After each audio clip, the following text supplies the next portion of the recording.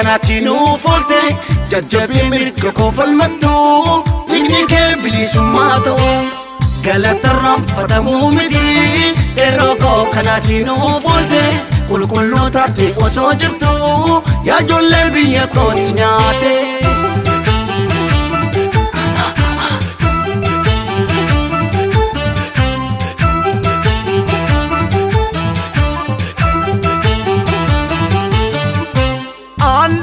Andabe guma ke wana basun waboko bilisumma male keroko wala bumma male bule woro lamin ko hibbadu oromo jidadu arralle sabako jidadu borulle jachko gocha genin kitatu waboko kalatumi male keroko kalatumi male Arreko galatomi male waboko galatomi male Arreko galatomi male keroko galatomi male Enyo kana kaketi bana mafado Arsa ketin toje lubo samaflato Dobim kono kuki jalalli kino fatto Masit wakada galata ulman braqada arge konne pitroko wallaga koi bidang bacha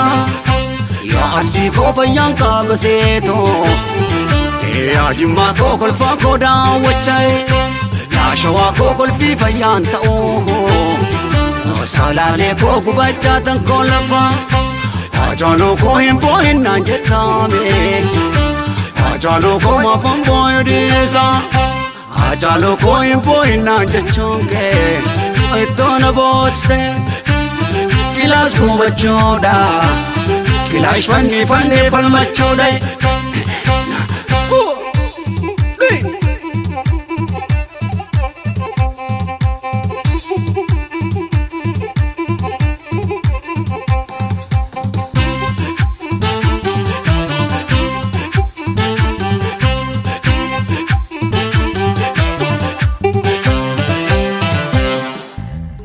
Galatarram fatamu miti keroko kanatinu volte kulkullu mirga ko falmattu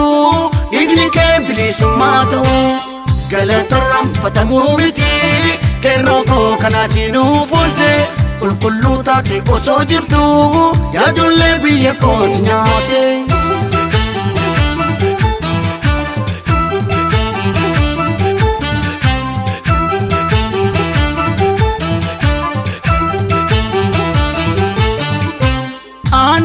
Andabe guma ke wana basun waboko wala bumma male keroko bilisumma male bule khura oromo kombadu oromo jadu arralle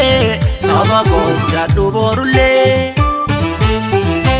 jachko gocha kenin kitatu waboko wala to bimbale keroko wala to bimbale Waboko galatomi male keroko galatomi male Arreko galatomi male keroko galatomi male Mirga ko falmatte mi katimba subafte Yaado ko untuma qabsoodhaan tumurte Shakki tokkon qabu wanna sodaachisu Arkoni gabrumatis kapson chabam tuna nasu Murana gogitani ni mamto Ya bujiko akasi fakra Ya wallo ko fakini kayam tome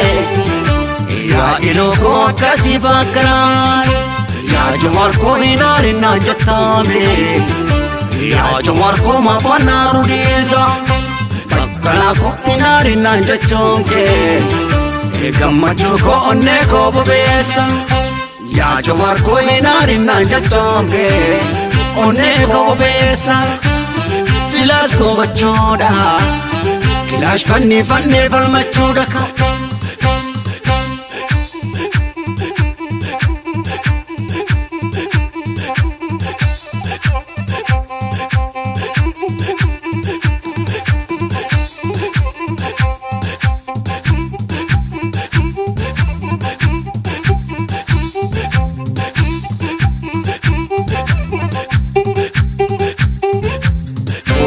koo gitaanii ni mamtu